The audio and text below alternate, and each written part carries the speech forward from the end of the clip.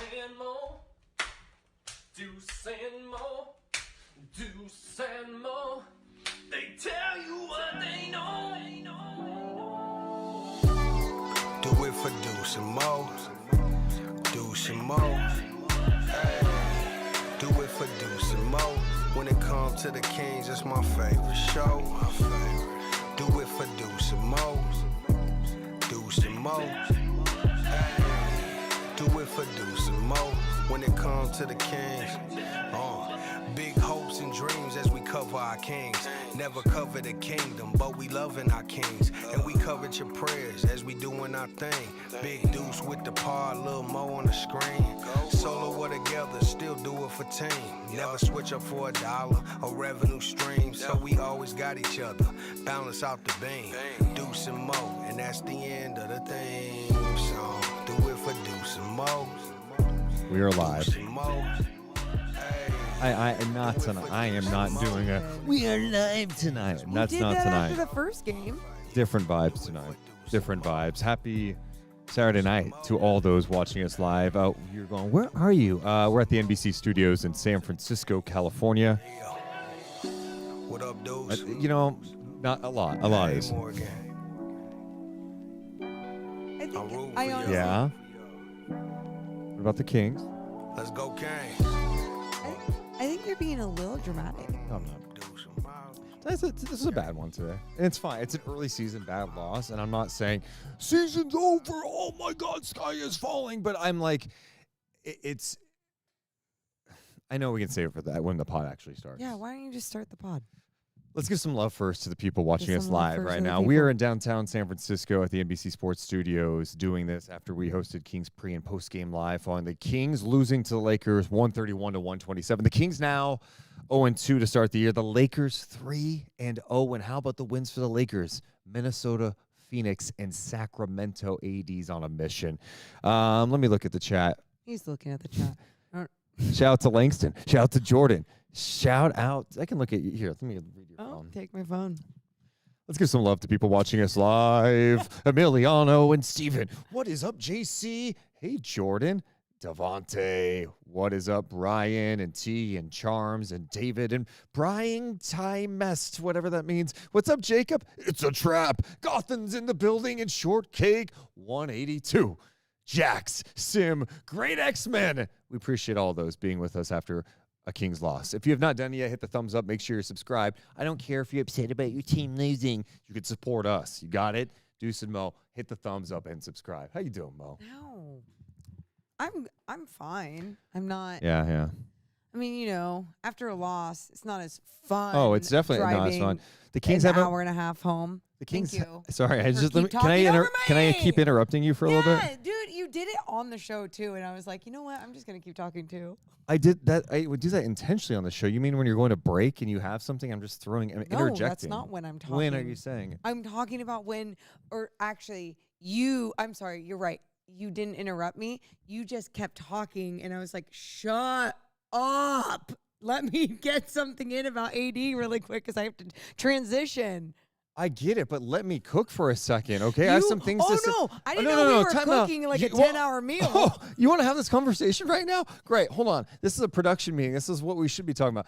Morgan, the last time I checked, I heard like, hey, in the first segment of the show, they really want you guys to kind of cook and talk. Yeah. And so I didn't think there was any rush to get to see AD knocking down shot after shot. I didn't give a shit about that. I wanted to talk about what I just witnessed. I had some things to get off my chest. Oh, you had a lot of things to get off your chest, and I think that you still have a lot of things to get off your chest. Thank God we have a podcast for him to talk for an hour. Yeah. Do you have the Deuce and Mo theme on this one? I need to look. Oh, no. No, it was a good show. It was fun. I mean, it didn't. Yeah. It would have been way more fun talking about a win, especially because there were so many good things. But the bad things, they brought us down in the post-game They show. did. What You are should you just. supposed to do, It's so weird doing this show in here because I'm like grabbing.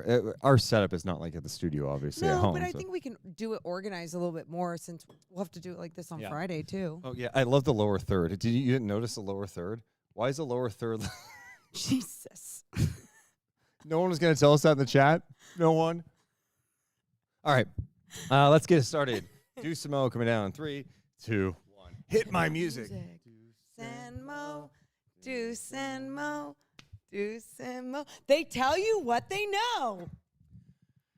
Welcome into the Deuce and Mo podcast. We are recording this on a Saturday night. The Kings go to L.A., and oh boy, was it a roller coaster ride in the half of the Sacramento Kings. There's a lot of good, and then there was more bad. The Kings give up 131 points. They gave up a 21-0 run to start the fourth quarter, and they lose to AD and LeBron and JJ.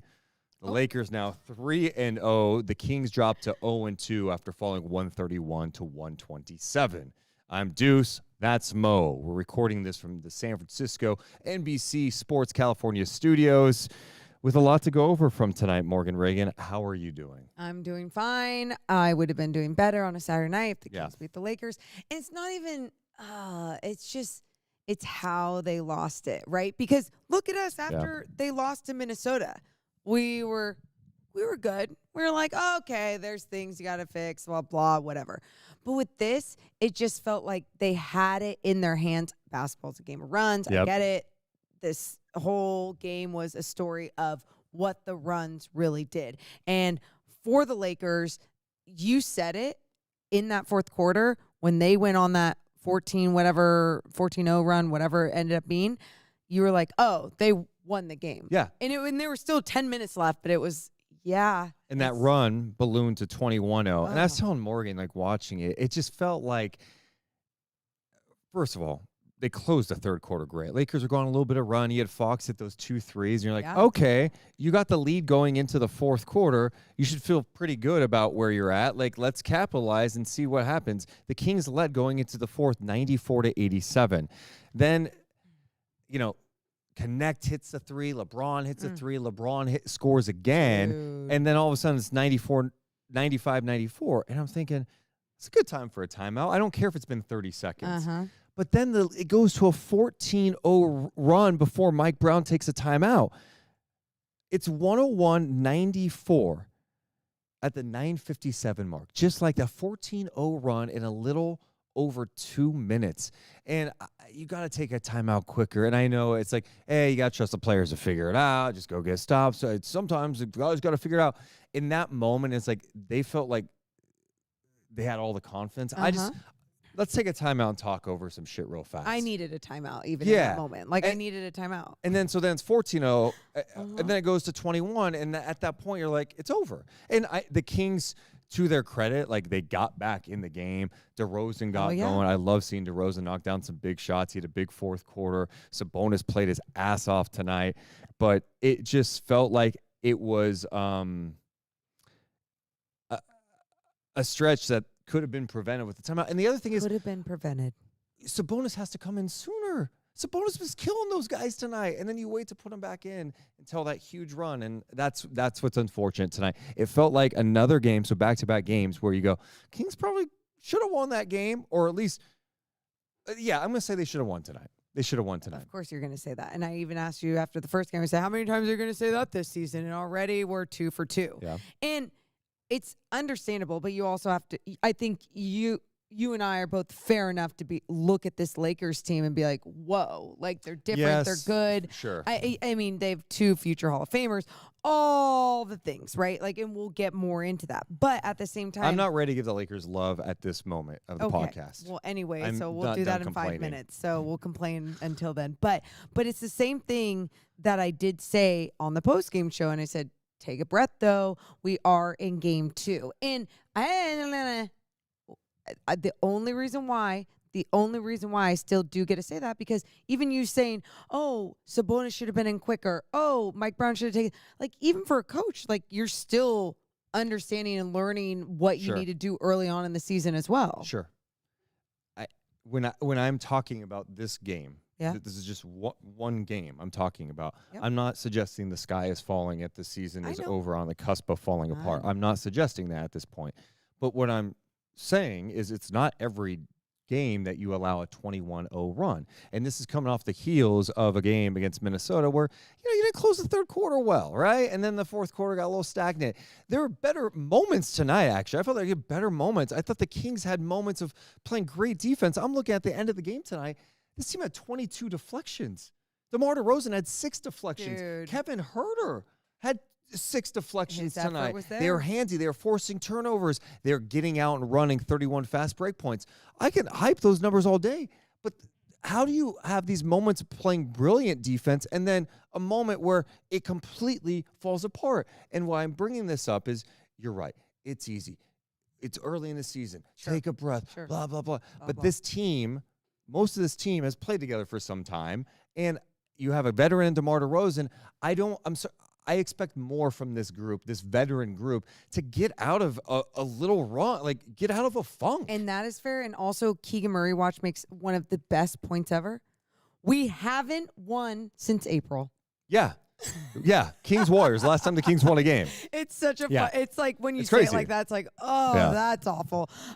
No, but going back to even what you were saying about some of the good, and you talk about some of the deflections, and obviously Mike Brown, the way that he preaches defense and wants these active hands, wants people to be physical and Does aggressive. he? Oh, I know exactly. Oh, he preaches defense, but then he didn't play Keon Ellis? Is that where you're going to go? Yeah. I want to go there real fast. Is that where you were going? Yes. Okay. Good job. Good job. Okay. Keon Ellis, You like to complain. Just complain. Morgan, tonight. Here, I'm going to say this real fast before I get to Keon. You're n- The Kings scored 127 points tonight. uh-huh. Okay. 50% shooting.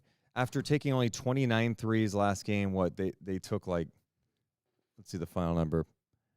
Kings end up taking in this game 44. Okay. So 34% from 3. They shoot 25 free throws. I mentioned the fast break points, 31. Those are winning like offensive numbers. Mhm.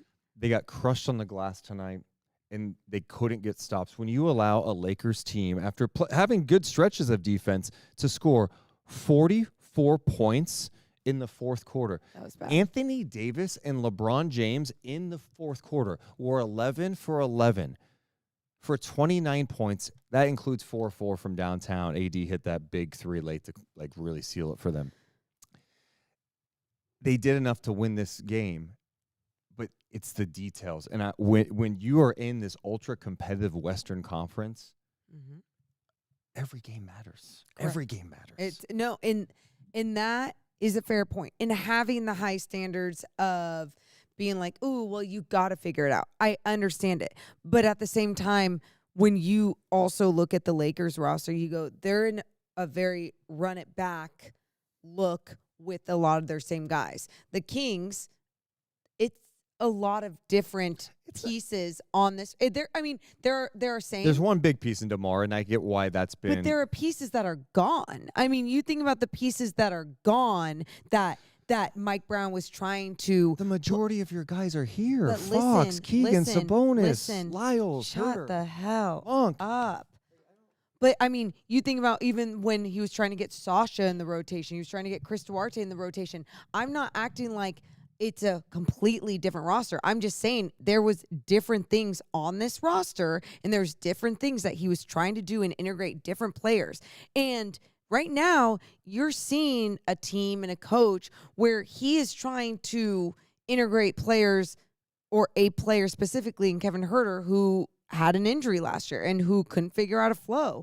And the way that he's trying to play him is taking time away from someone like Keon Ellis, who played a lot of minutes last year and showed a lot of promise and made an impact on the defensive end especially, and was not a liability on the offensive end. So yes, at times it can be confusing, and especially in a loss, but if they didn't lose, what's so sad is that we wouldn't be talking about this, but I think you and I would bring up the fact that Keon Ellis didn't play, but we would also be like, what's going on? This isn't good, because the guy's going to need more opportunity, so then he's not just getting thrown in there 30 games in and getting DMPs until then. Am I right about that? I mean, Keon just can't be getting DNPs. I mean, last game we are talking about he's got to get more than 11 minutes. Sure. I understand, to your point, the minutes changing. You're trying to get Herter going, and Herter had some moments tonight offensively where, like, okay, this is why you like. I mean, he's 4 of 7 from downtown, and he had, like I mentioned, 6 deflections. I thought he did a good job from a team defensive standpoint, playing the passing lanes. Start of the fourth quarter, JJ's adjustment was, all right, LeBron, let's get you switched with Herter on you, and let's go at him. And so then Herter, of course, ends up coming out of the game. But Keon, you look at what his impact was on the defense. Absolutely. The Kings were 14th in defensive rating last year. After the All-Star break, they were 9th.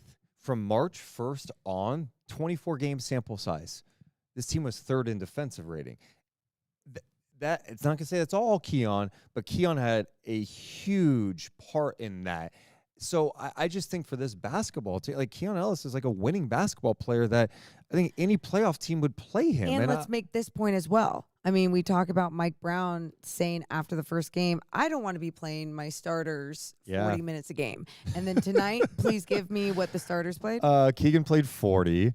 DeRozan played 37. Sabonis played 37. Fox played 41. And Fox didn't look all the way right tonight. Like I don't know if it was like he was tired or like his, he took that knee from DiVincenzo last game against Minnesota. But yeah, they leaned heavy again on those guys. So he played Lyles a few more minutes. He randomly played Jordan McLaughlin tonight. For 3 minutes. And again, those 3 minutes when we've seen Keon Ellis play in that backup point guard position in that role, why wasn't that Keon's opportunity? Why wasn't that those Keon minutes? And not to, I have nothing against J-Mac. I actually like what he provided in the preseason as well. But when Keon Ellis is getting DMPs, I completely understand it. It's confusing because it's not.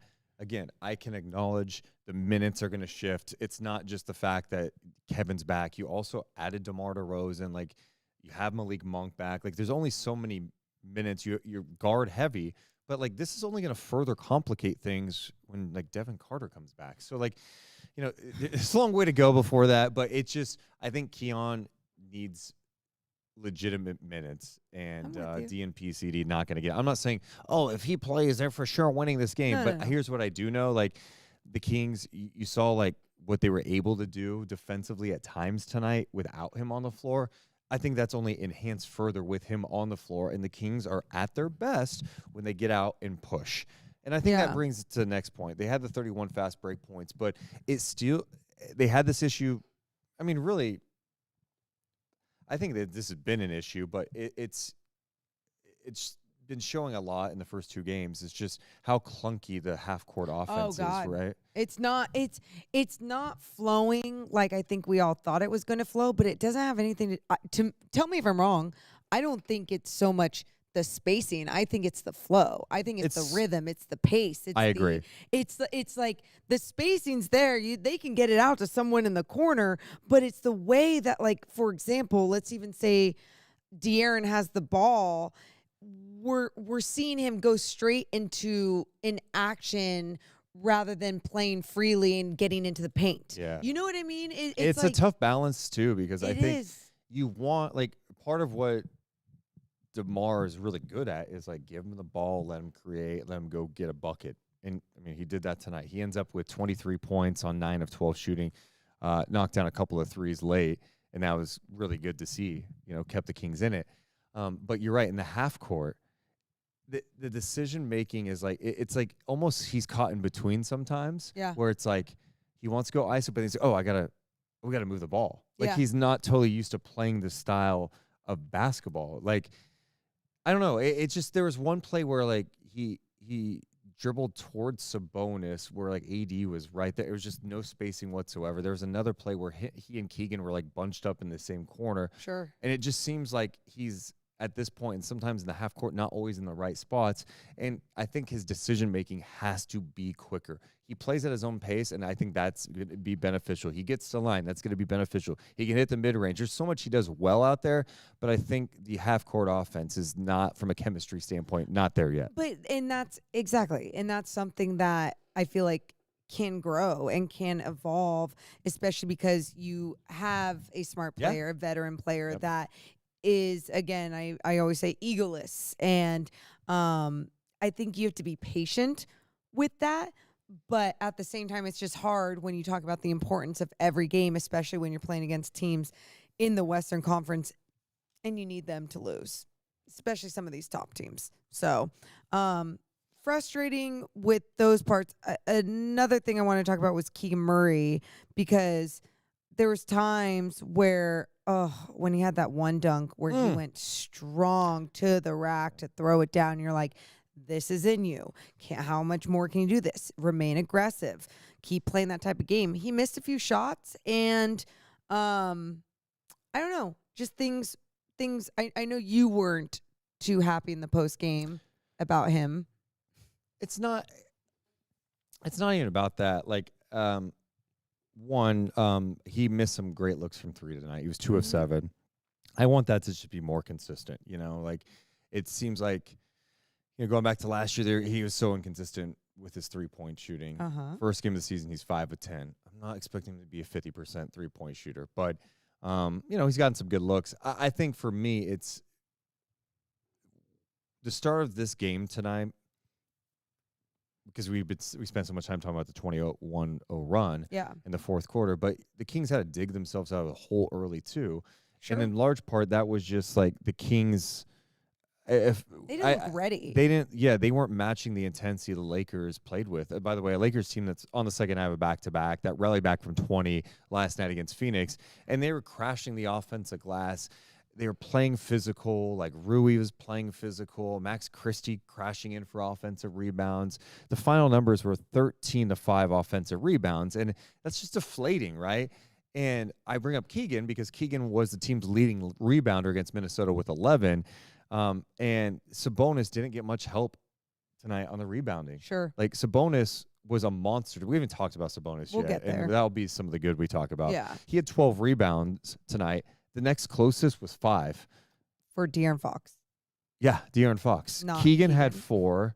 Yeah. DeRozan had Harrison Barnes 0. Yeah. You know, and like, especially when you're out rebounded by the Lakers, you need someone like Keegan Murray to do all those extra little things, especially if he's not hitting those threes, and I can see why you were disappointed. I know some people in the chat are just kind of like, wait, but I don't get why he wasn't playing in that fourth quarter. Why is he sitting out for half that fourth quarter? I think Trey Lyles got some of those minutes in that fourth, if I'm not mistaken. And, Mike Brown liked what he was seeing from him being aggressive. Was that in the fourth? According to my notes, Keegan he started the fourth, and then he got out at the 9:57 mark, came back at 8:18. I mean, he played 40 minutes tonight. I think he ended up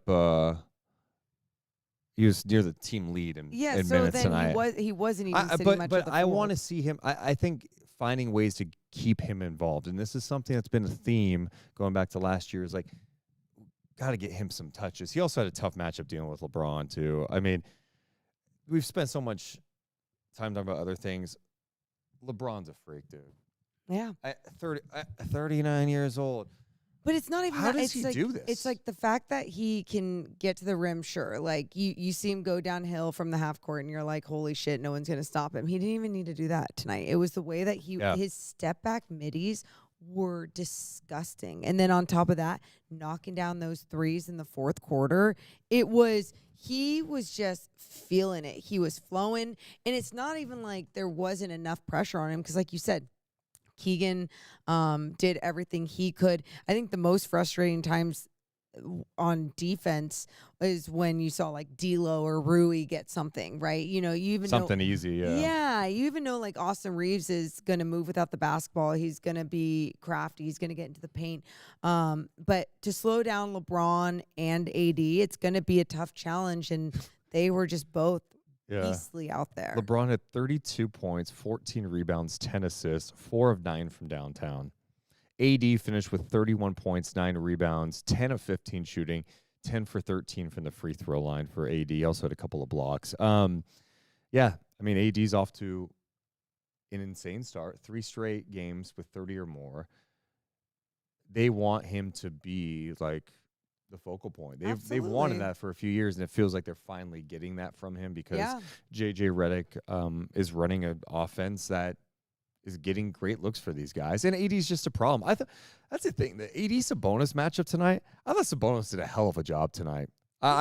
Sabonis on both ends battled his ass off. He did. And I think if you're looking for a positive, you know, his consistency of just battling through, and especially battling through 2 first quarter fouls, right? Yeah. The fact that he stayed with everything, was able to stay on the floor, remain aggressive, but was disciplined when it came to trying to play with his chest, trying to stay vertical. So him on the defensive end, he did everything he could there, battling the boards, not getting much help from his teammates. And then on the offensive end, like you said, the way that he would go at people at the rim, didn't matter if they were taller than him, it didn't matter if they were stronger than him, he was going to find a way to throw it down and get the 2. Yeah, AD got it going late, and Sabonis, I thought, had the best. I mean, Sabonis was going at this guy. Yep. And how about that? The dunk he had early, the Euro step jam on Holy AD. Shit. AD is a really damn good defensive player. He's got length and size, and Sabonis just goes at him. Yeah. He played physical. He was banging around. I just thought he was fantastic in this game. One of my favorite plays from him in the early third quarter is when he drove hard on AD, kind of lowered his shoulder a bit to create space, finish, falls on the ground.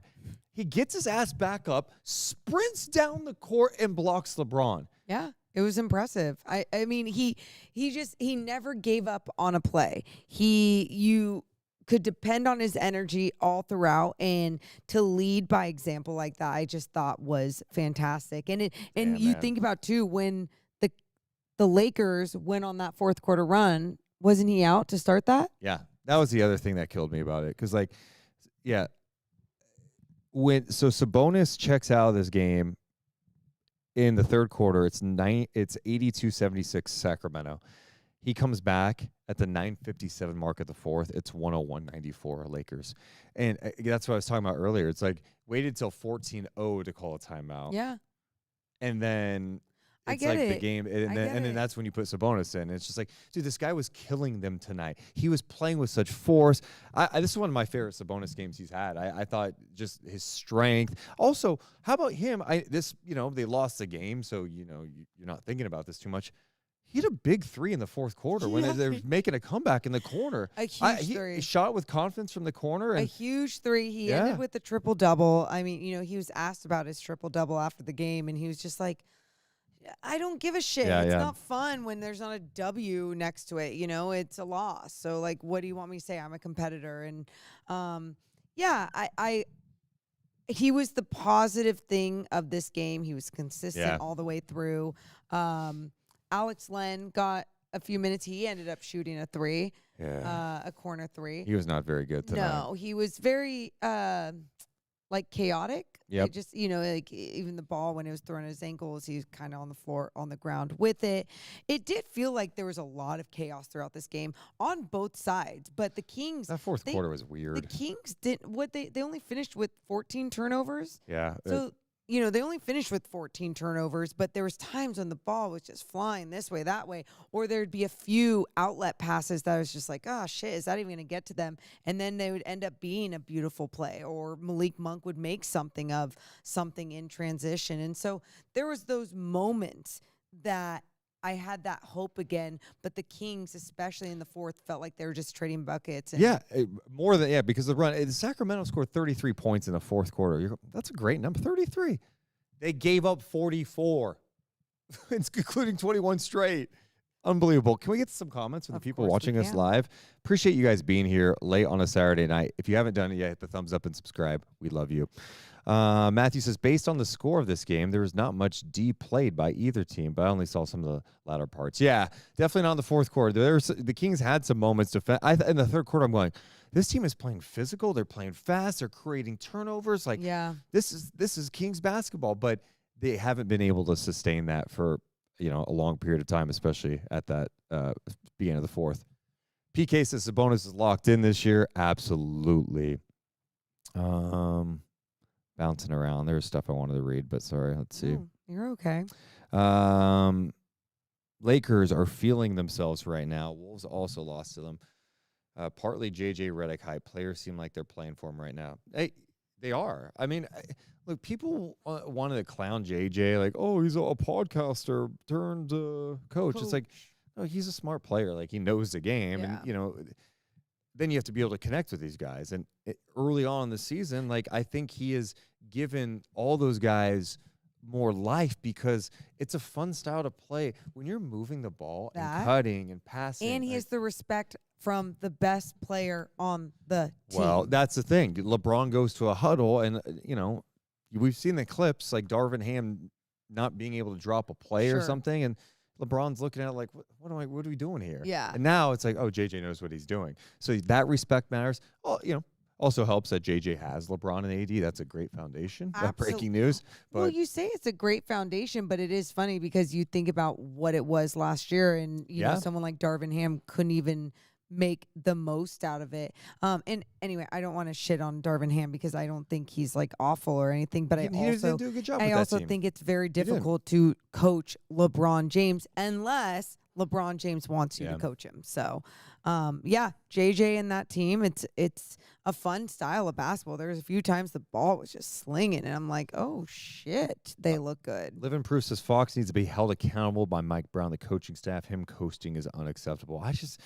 I don't think he was coasting tonight. No, I didn't think he was coasting tonight. But no. There were times I'm looking at him like I don't feel like he looked right to me. And this is another thing we've talked about before. It's 2 games in a season. You're like, okay, I know he's not in the injury report. He took that knee from DiVincenzo last game. Like, was that affecting him? He looked like he was laboring. He's gonna say he's perfectly fine. I get it, but that's where you go. Hey, like, hey, Mike, you got other players. You got to trust in it. You got DeRozan now. Like, if maybe you don't have to play Fox 41 minutes, if he's not feeling right. Or like, hey, you're not in a position to do this right now being 0-2. But if there's points in the season where you're like, man, if I give him an off day here, we don't play again until this day. Yeah. Like, we can give him a good 4 days rest or something. Back to back Monday and Tuesday. So it's like, right. maybe you look at that little span of time. If needed, again, these guys are competitors and want to play through so much, but you have to understand too when it also knocks you back a step in a long season. Someone asked, would Orlando Robinson be getting minutes right now if he wasn't injured? I have no idea because, but I do remember Mike saying he had a great camp before the injury, so it's possible. I don't know. Someone says JJ was trashing Fox and Sabonis for 2 years and they didn't respond. Disappointed. I think Sabonis responded quite well in this game, and Fox did end up with 28 points, 10 assists, 5 rebounds, 9 of 20 shooting, 3 of 10 from downtown, 7 of 8 from the free throw line. He also had 2 steals. So, I don't know. I don't think it was like one of Fox's best games ever. I think he made some defensive mistakes. But you saw the way too that he finished off the third quarter, and couple threes, the back-to-back threes, and he just looked strong and he was feeling good. And in those moments, especially in the second half, you're like, okay, I see it now. Yeah. That's when it matters most. But I guess it matters most in the fourth. But nobody was getting stops in the fourth. Yeah, Domas was fantastic. 4C Bar says, any thoughts on why the 3-point shots aren't falling? Yeah, 15 of 44 tonight, 34%. They took 44, though. They took 44, which I think is, everyone's like, okay, that's great because I think at the half they had 25 3-point attempts. They had 29 in the first game. 29 would be, last in the NBA.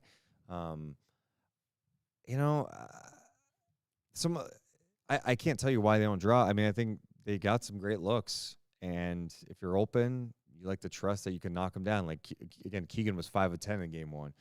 Well, he missed some wide open ones tonight. Absolutely. I don't know how to explain it. I'm not a shooting doctor, unfortunately. You're not? No, I wish I was. Doctor, because what does he need to do? The doctor would diagnose my shot like, hey, that shot's in hospice. It's over. Like, it's broke. It's gone. Pull the plug. Your shot is done. Jesus. DeRozan did hit threes. Yeah. What are some other things we need to hit on with this game? I know I'm trying to think. Ask questions away, too. We appreciate you guys being here in the chat. I'm trying to see if there's anything else in my notes. How are we on free throws? What do we do? 25 free throw attempts. Yeah. It's a good number. Okay. Good Yep. number. You know, Yep. they averaged 20 a game last year. So first game they go 35 free throws. Tonight, 25, and they were 22 of 25, Fast break 88%. points.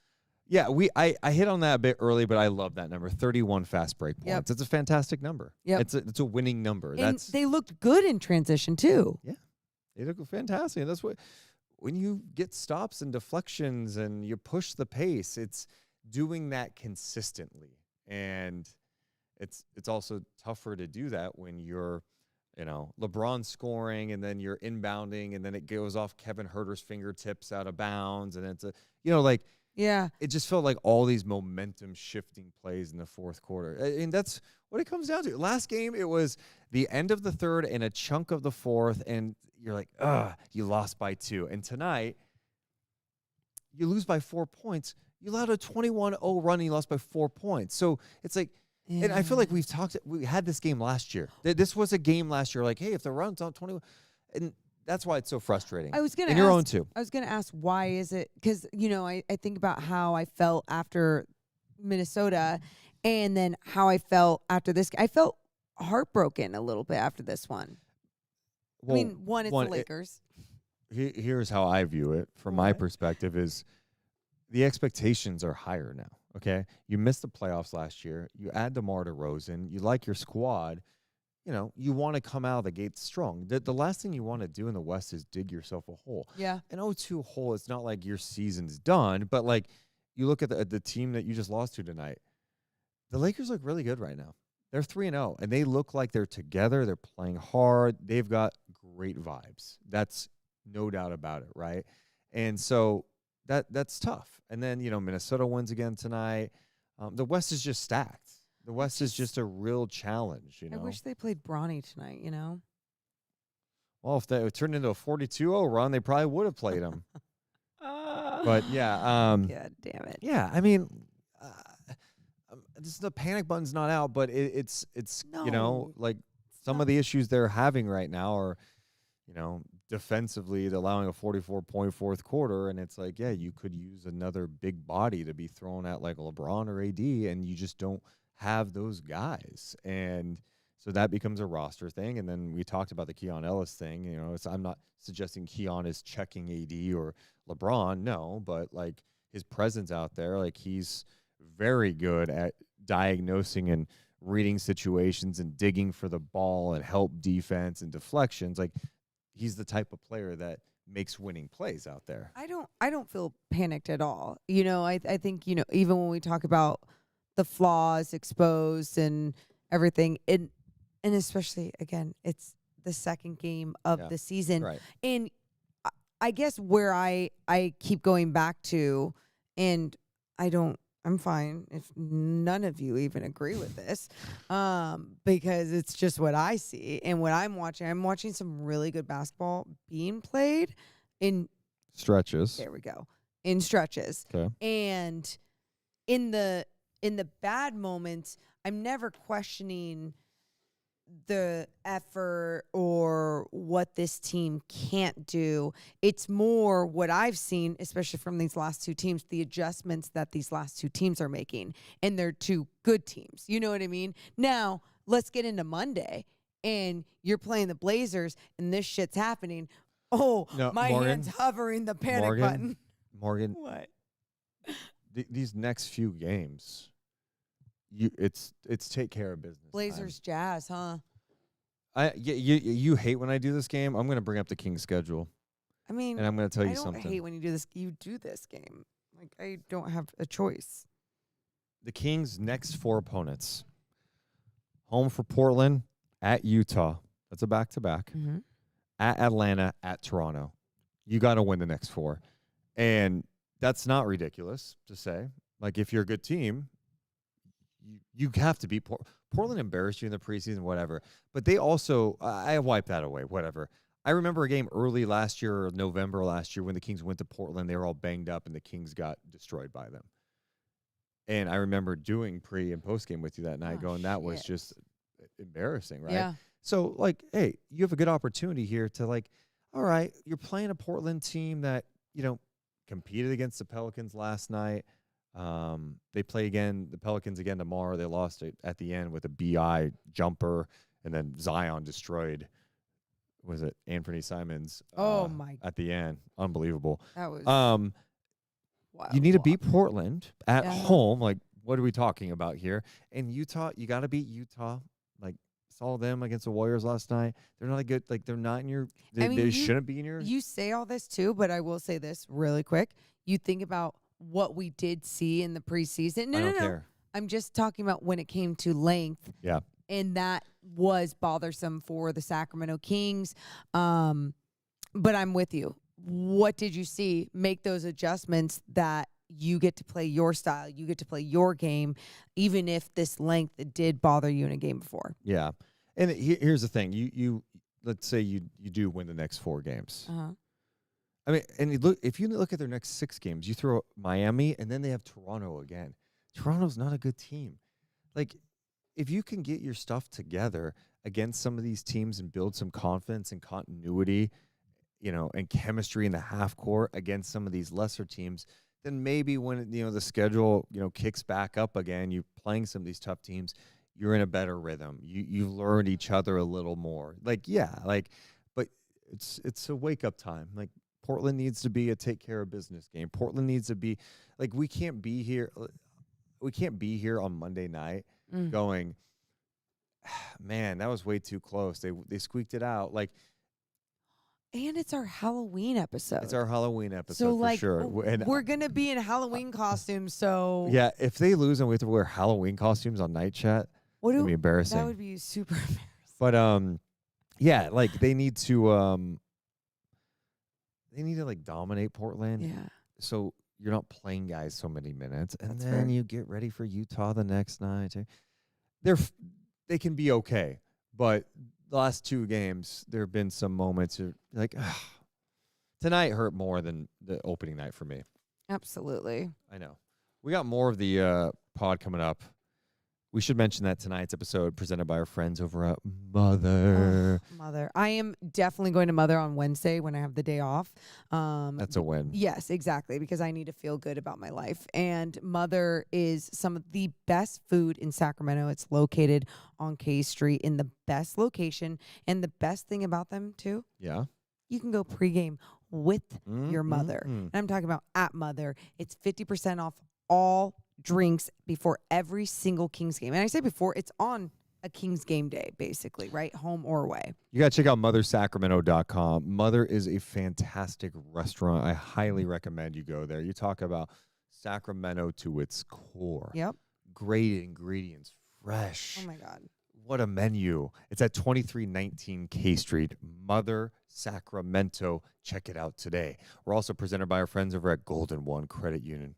We are one. R1. It pays to be a Golden One. One member if you're a Kings fan. You become a Golden One member, you get some awesome perks. How about up to 50% off Kings home games through the Golden One's online discount ticket portal? Yeah, and you can get 15% off merch when you use your Golden One card at the Damn. Kings team store. And Yep. not only that, though, you guys, it's like you see all these perks, all the percentages and everything. At the games when they say, okay, if you're a member, raise your card up, just like that, you could be relocated to some better seats than what you're sitting in at that moment. So there's just so many different, as the lights go off. So gonna there's get just dark in here, isn't it? so many different perks and opportunities when you are a Golden One member. We are one. Yes. So become a member today, goldenone.com. Also presented by our friends over at Northwest Exteriors. If you need new windows on your house, or you're like, oh, the wintertime's approaching. Oh, no.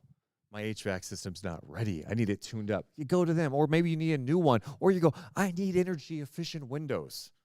Don't waste your time, man. Don't waste your time. Go to the experts and trust the experts over at Northwest Exteriors at northwestexteriors.com. All the blinking lights, how much I Yeah. love it. Our Truly. lighting's changed so much, and now it's really bright in here again. I do have Northwest exterior Yeah. windows that have some tint on them. Could really use them right about now. But seriously, go to Northwest Exteriors. They are a local company. They don't outsource anywhere else. everyone who's worked there has been there for years. Great people. Local.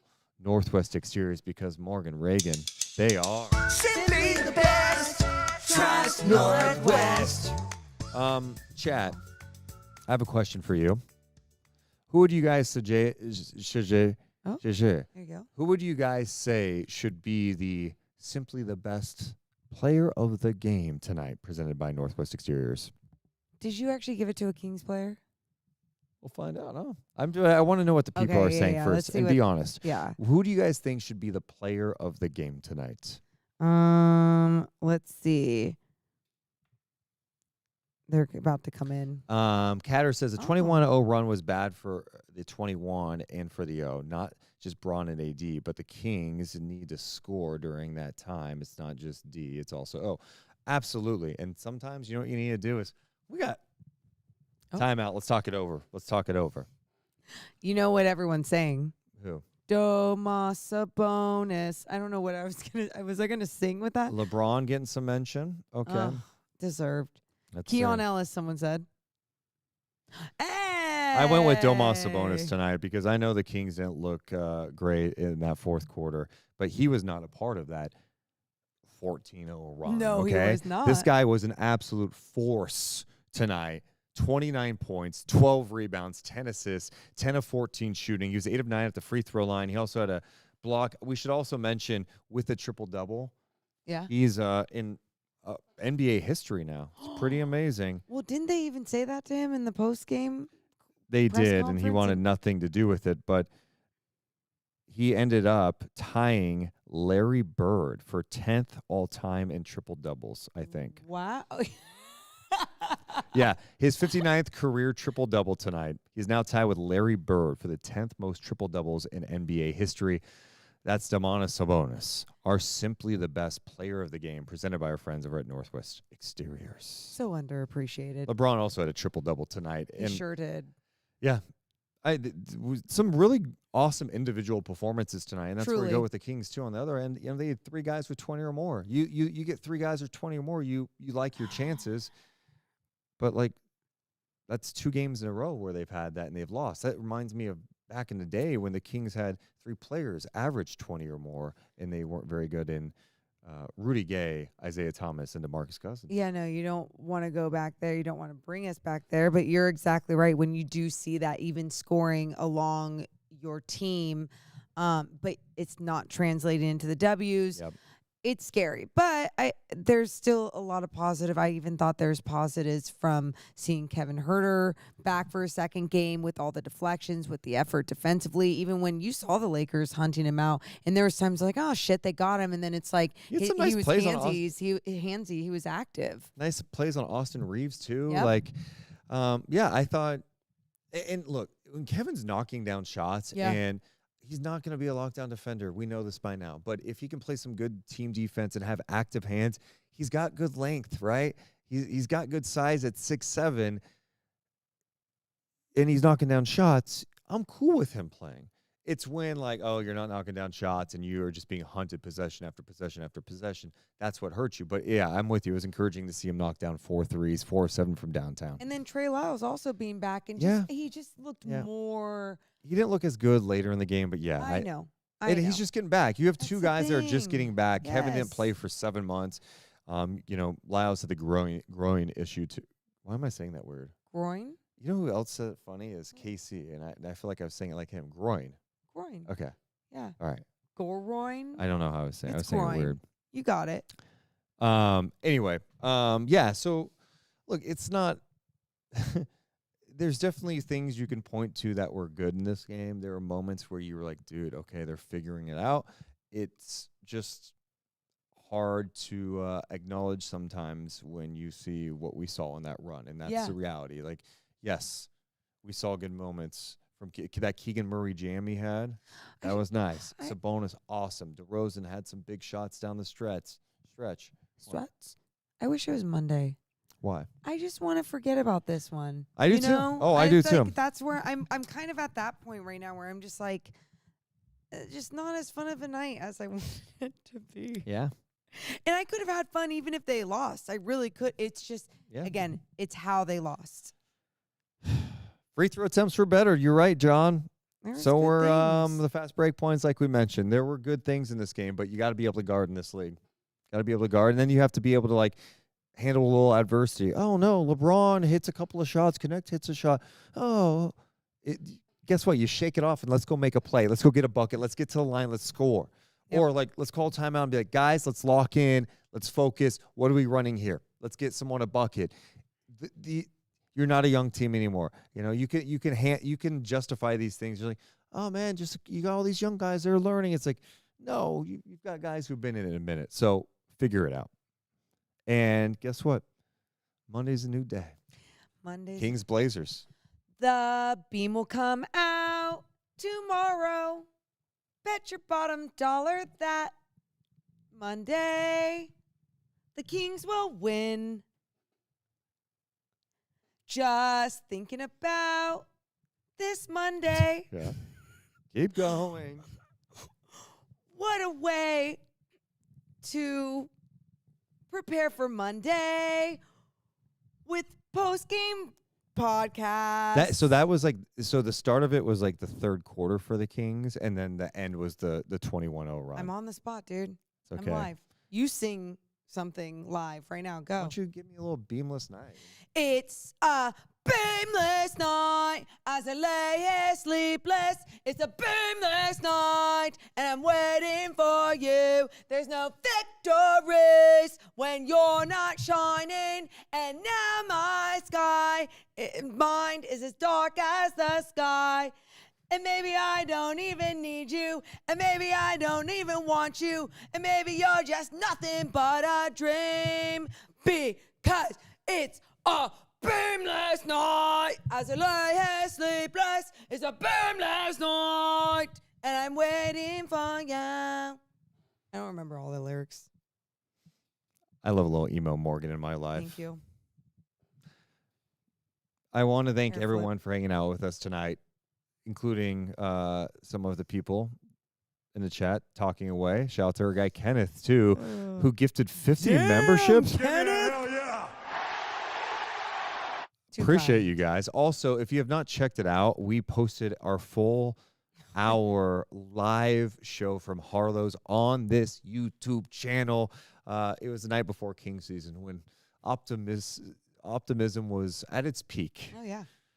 So I think if you need a laugh tonight, if you need a laugh tomorrow, might be a good spot to go. You think you'll enjoy it?